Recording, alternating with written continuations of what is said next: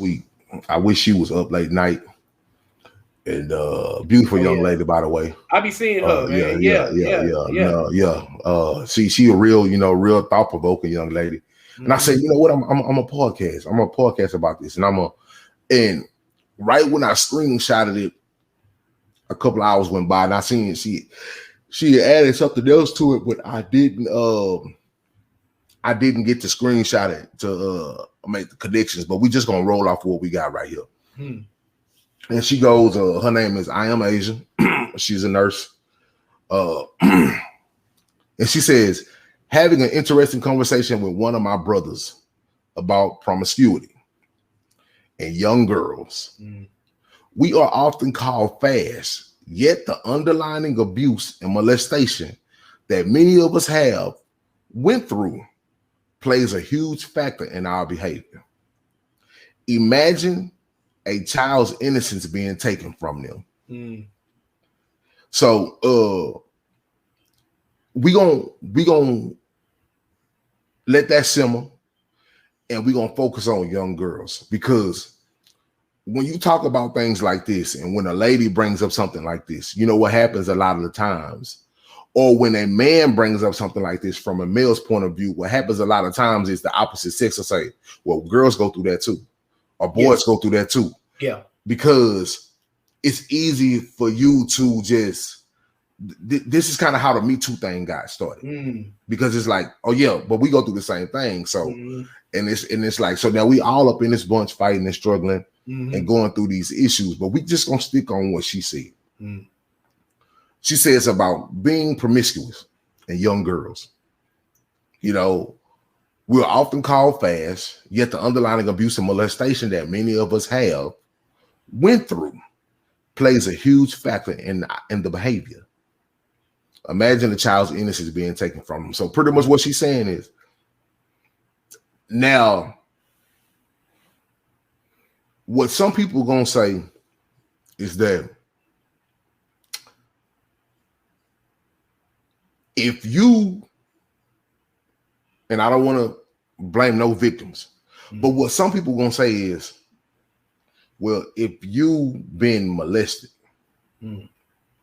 if you a young girl, 14, 12, 13 years old, and you have been raped by some older male, whether family member or not, you're being raped. Most people would think that will stop you from wanting to go and be sexual in other places. That will cause you not to trust other men in that aspect to even let them get close to you. Yeah. Some people will say that the reason why you're called fast is because if I touch the hot stove and I know the hot stove hurt, and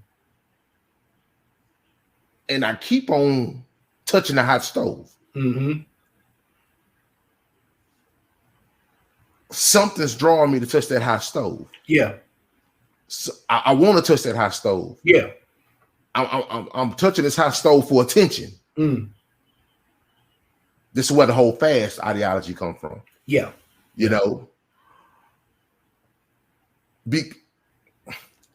Because the average mind can't link two and two together. Yeah. The average mind can't link, oh, this young girl has been molested. Yeah. So why she keep wanting to go having sex? She's been molested. She's been hurt. She's been physically taken advantage of. Yeah. She's been mentally taken advantage of. So why she keep wanting to, yeah, keep out there like that? You see what I'm saying? Yeah. The average mind can't not link that together. The average mind can't understand how being molested may turns into hypersexuality. Yeah. When you think of a situation like that, and because not all young women who have been molested, and this is where the literalist people come in at, because not all young women who have been molested says they become hypersexual. Yeah. It's only a certain pocket. That's true. That says, well, you know, I became hypersexual because I was molested. You know, I kept being molested and I became hypersexual, which in some people's mind, they think, so you kept getting raped, you kept getting molested until the point to where you started liking it. And then you ran with it because you started liking it then. That's how they think.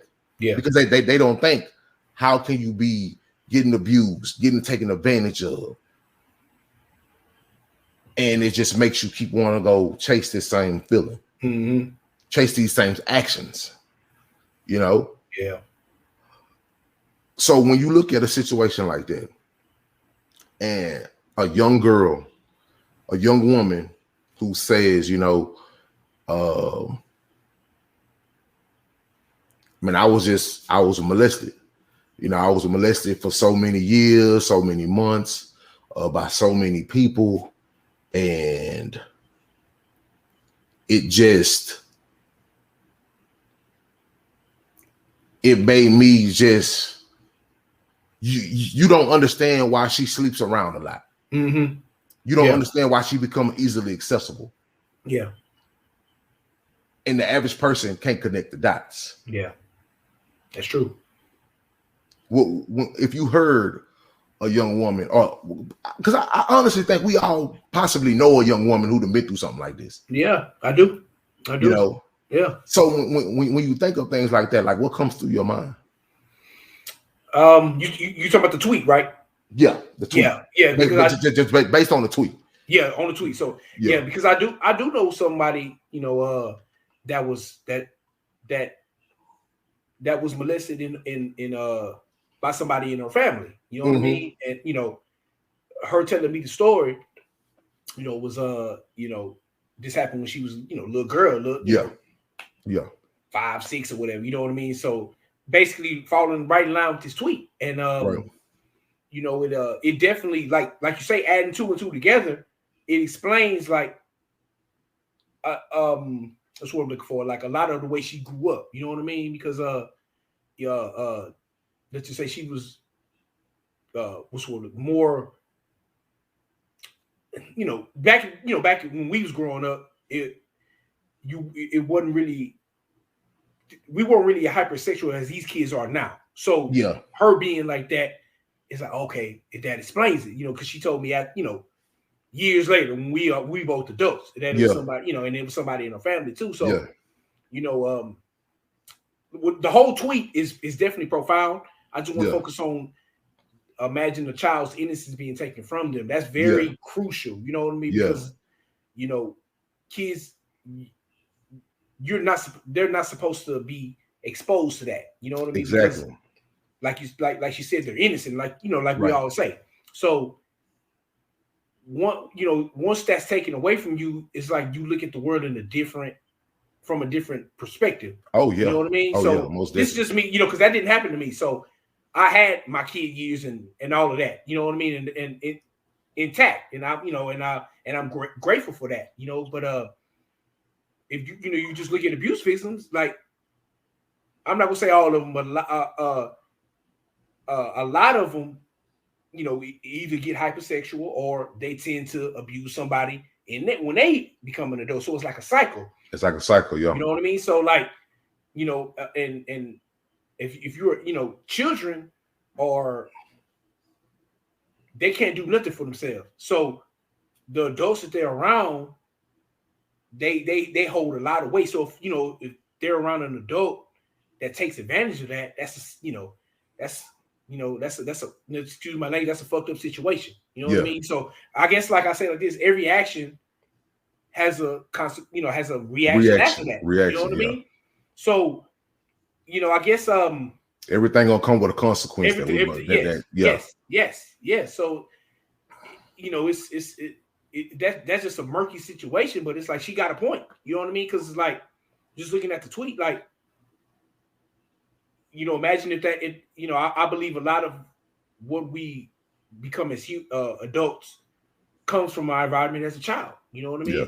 Like, a lot of that plays a part into what you do, which, you know, when when you're an adult. And you know, it's tough out there, man, because like the kids, you know, if they're molested, you know, they're powerless basically. If you want to just keep it real, exactly, you know, because they can't defend themselves, especially when they're 5 and 6 or whatever. So yeah, you know, especially when it's coming at a young age like this. Now it's talking about like what she's saying. She's saying in young girls, but then when she said young girls, and then she said they're often called fast. That goes that spans over a gap. Those two phrases of words from young girls, because when you think about young girls now, because when I look at this tweet, I say, you know, promiscuity in young girls. Well, promiscuity in young girls mean these girls are out here having sex. Yeah. So when I think promiscuity in young girls, I'm thinking these girls are out here knowingly doing what they doing and having sex. Yeah. So they're at an age that I'm not thinking about as a kid. What happened to you know? Yeah. But like you said, more and more often these things happen to young girls. Yeah. When they're 6, 7, 8, 9, maybe younger. True. Maybe a little bit older. True. And what happens is she says, imagine a child's innocence being taken from them.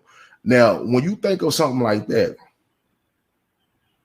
you look at trust being taken away from them. Yes. Vulnerability being taken from them. Yep.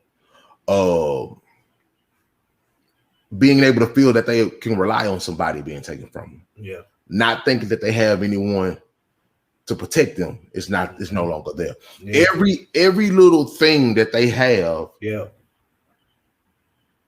in their mind as a young kid, no matter what age it may be, that they look at an adult and say, this adult, this older, from a young girl to an older man, that this is my Superman figure. This is my strong, powerful such and such. It gets distorted. It gets lost.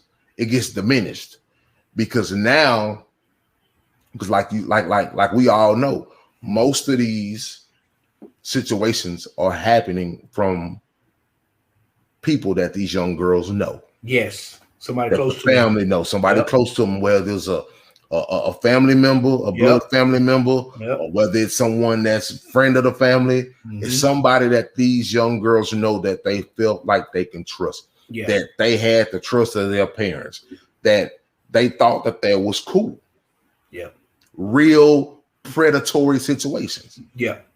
True. You know, so young girls are starting to see, after going through these things, now they're starting to see everything is distorted. Yeah. They don't know what love look like. Yeah. They don't know. They don't know what manipulation look like. Yeah, it fractured. It's everything is hazy now. You know, every little sweet word is starting to seem like they care for me. Yeah. But they don't understand that's a wolf in sheep's clothing. Yep, exactly. You know, and that's what tends to happen. A lot of the times when these things happen, most likely a young girl don't have a father in her life, or her father was the reason behind it. That's true. You know, they don't have a father to protect them, or their father will be the reason, you know, behind it. Yeah. So when you don't have no one as a young girl in your corner that you can tell and that they could say, that's a wolf. Let me know if it happens again. You know, like I'll handle that person. Yeah, you know, because now every good deed that is being done to them by a lot of these men, they don't understand that it's wicked motives behind that. Yeah, yeah, you know, yeah. So the molestation turns into promiscuity because now when they start looking at people that their age, you know, they don't see people their age as predatory for one. Mm. You see what I'm saying? Yeah. A lot of these people, because if I can interject myself in, when I dealt with older women when I was younger, and, you know, for years people would say, but you got molested. That older woman raped you. Those older women rape you. Okay, what they did was considered rape, but I never looked at other women that was my age, a few years older. I never looked at them as predatory though, because I didn't think that predatory could happen for someone that was in my age bracket. How old we talking? When you was 16, 17, 15? No. Like when it first started happening, it was 10. Oh, wow. Okay. You know, with older women. Okay. So at the end of the day, but when I got, you know, 15, 16 years old, and still seeing women who were 21, 22 trying to holler, 21, 22 want to fuck around, I didn't see that as predatory, because I looked at it as like, as a young man who looked at grown, I looked at them like, oh, they in my age bracket. Yeah. You know what I'm saying? Yeah, I get that. So I didn't see those women as predatory. Why? First of all, because physically it was like they wasn't doing, like, the molestation that happened to me didn't physically hurt me. It didn't physically, I wasn't taken advantage of. But I was taken advantage of. Yeah. You see what I'm saying? It's like a different playing field. I wasn't strong armed, but I was taken advantage of. You see what I'm saying? It's different. Yeah. So it's a difference in physicality. Yeah. But the mentality around the whole thing is the same. Yeah, exactly. So I wanted to clarify that. And but yeah, so it's like when these young women start to see, you know, guys their age, they don't see them as predatory. So all the sweet nothings, all the they can't see that. They don't understand that, because everything is distorted.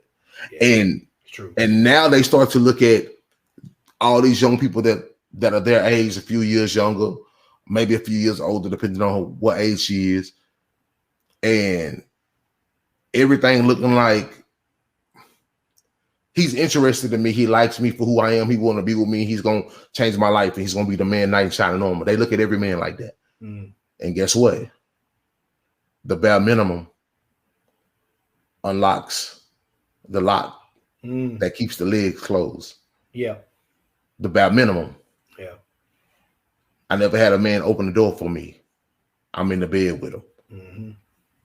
I never had a man take me out to eat, and he only just took me. My little boyfriend took me to Burger King. Oh, my legs open for him. Oh, he brought me flowers. My legs open for him.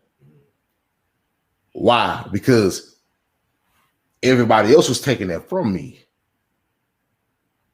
But now that people are giving me nice justice, I think they love me. Yeah. I think they want what's best for me. Yeah. I'm not thinking that it's predatory. Yeah. I'm not thinking that it's bad motives behind it. I'm not thinking that they're using me. Yeah. I'm thinking that they love me, and I want to show them that I appreciate that they love me. Yeah. Yeah.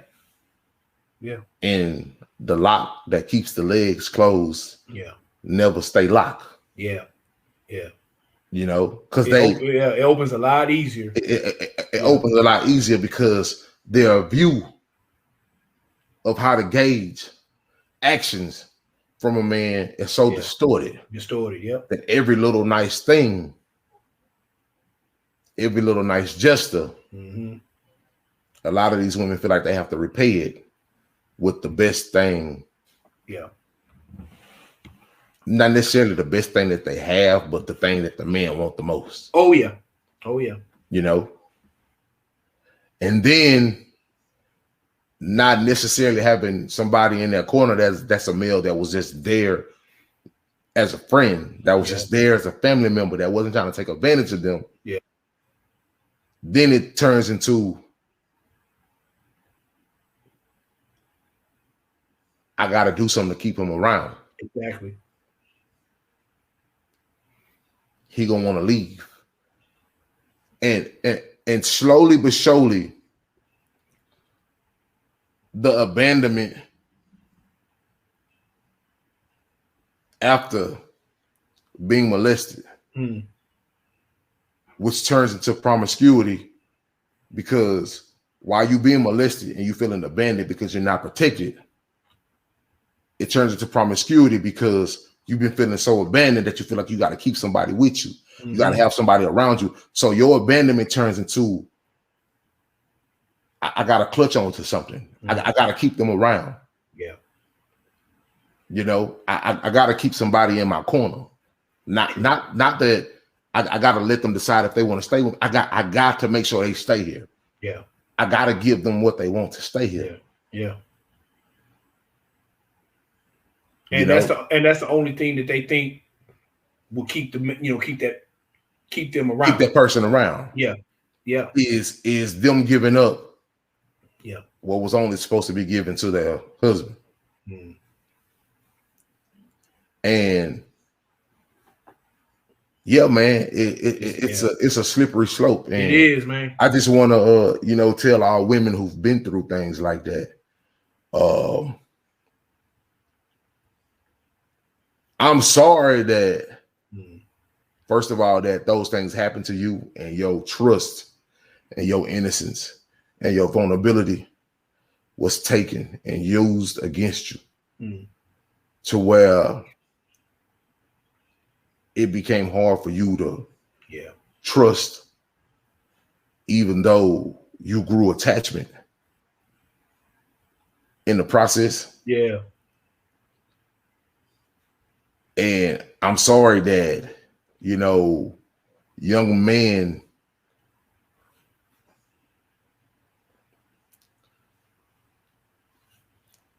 I don't want to say took advantage of that, because it's hard, because so many young men were molested too.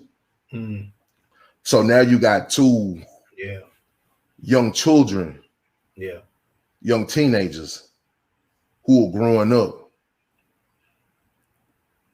and they don't know that 9 times out of 10, this is what bonds them together, even though they possibly don't speak about it. Exactly. Like there's an energy there that is unspoken of. Yeah. That 9 times out of 10, they don't really understand why they got that. They know they attached to this person for some reason in most cases, but they don't understand why in a lot of cases. Yeah. Yeah. Yeah. It's a slippery slope. It is. And it is. And for the adults, calling these young women fast and being lazy on your investigation, you trash. You trash. I've seen it with my own eyes. I've seen it with my own eyes. I've seen men and women call their daughters fast. Or said that she wanted it. Or said that older person couldn't be lying because they was cool with this older person. I've seen it with my own eyes. I've seen parents, and this is another case. I've seen parents who had kids and didn't understand that once you have those kids, your life is on hold. Yes. Your love life is on hold until you get those kids into a position to where they can viably take care of themselves.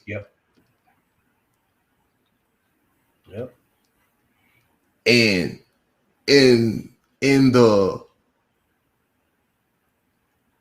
hurry or trying to chase their life and still trying to chase what they want to do, they put their kids in a position to be molested. They put their kids in a position to be taken advantage of. And then they know what happens. And their need to be right overshadows what happened with that child. Why? Because them being wrong, it's going to lead to shame, because it's going to lead to them being negligent and putting their kid in a place to where this can happen to their kid, and now it's going to be publicly noted and it's going to be out in the open. And a lot of people would rather, like you said, man, cover it up. Like we know, a lot of families cover it up, cover it up, and a lot of these young kids go without help. Yep. Go without never being talked to. Go through life believing it was their fault. Because these families are covering up these nasty secrets. Yeah. Trying to protect some old perverted grown up. Yep. They more worried about not falling out with these people, or they more worried about the shame of not being on their job or not catching it than to rectify the situation and get justice for their child. Yeah. Yep. So right. And they just rather go through and call them fast. Right. And I'm gonna end with this. I know we haven't even touched the surface of this. And the reason why I'm gonna end with it, because I don't want to sound redundant. I would definitely like to spin the block back on this to talk with a panel of people. Oh yeah. This is one of those panel topics. Yeah, it is. I just wanted to kind of like, just briefly talk about it real fast. Yeah. But I want to say this. I see why you I don't know what episode it was, but you as a parent, that's why you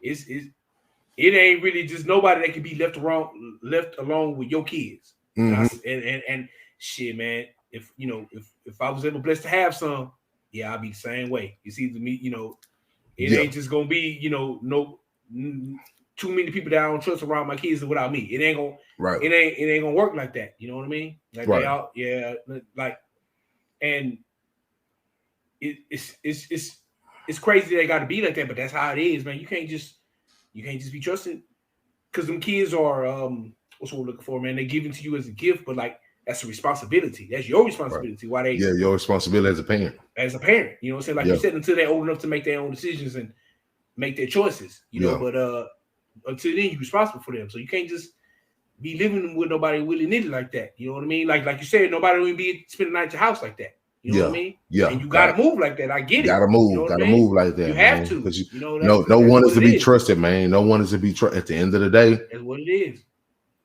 I don't care. Yeah. I don't care how much family we is. Yeah. I done seen family do family bad for nothing. Yep. So I don't trust nobody. I don't want to be around nobody family like that. Yeah. This is why I always say it doesn't pay to be a stepfather in a lot of cases. Because and that's that's like really speaking directly to me. You know what I mean? If you really think about it, it doesn't pay because it doesn't pay because especially when you a man, and I know we going a little bit left, but especially first of all, let me say this. I know some people who call them kids fast and never went to try to figure out why that kid moving like that. You in your mind just automatically just think your kid just popped up one day and decide they just want to be out here laying up with the whole block, with the whole neighborhood. No, it don't happen like that. Something wrong. Find out what's wrong. But you know why so many people are so afraid to dig it's and to find the truth. Face the truth. Why? So many people are scared to face the truth. Why? Because guess what?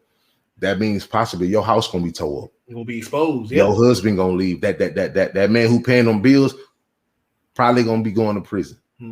Or your brother that you love so much, probably it's time for him to go to prison.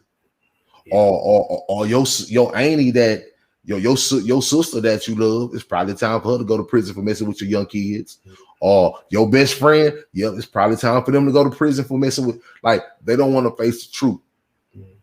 Why? Because the truth gonna shake some things up. The truth gonna always, resurface the landscape. And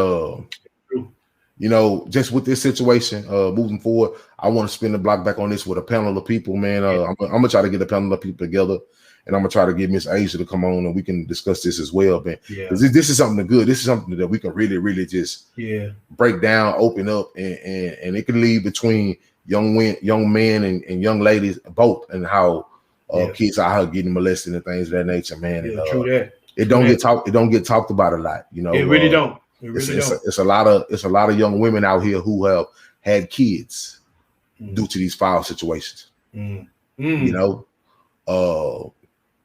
yeah, it's a bad situation, man, and you know, my prayers out for everybody who's dealt with that. Yeah, my prayers out for anybody who's dealing with that currently. Yeah. It's try to find somebody you can speak out to about. You know, try to find go to somebody, man. Go to somebody if you can. And the sad thing about it is, a lot of the times when these people go to somebody, they get taken advantage by the person they went to. You know, so it's kind of like you in this thing on your own. So like I said, man, it pays to have good people. Because I'm gonna be honest, it ain't that many good people out here. I'm gonna be honest, it's not real talk. It ain't that many good people out here. Yeah, to be trusted. So we definitely gonna spin the block on that one. But that whole we'll talk about that, being a step parent, a stepfather, another time. I don't want to dampen the mood. I don't want to make it about men. I said we're gonna stick to the young girls. Yes. This is a topic that needs to be talked about a lot more. It does. For any young women who just want to vent, who probably been holding things in for years and want to you know, talk to somebody who's unbiased, you know, about the situation, and good listeners.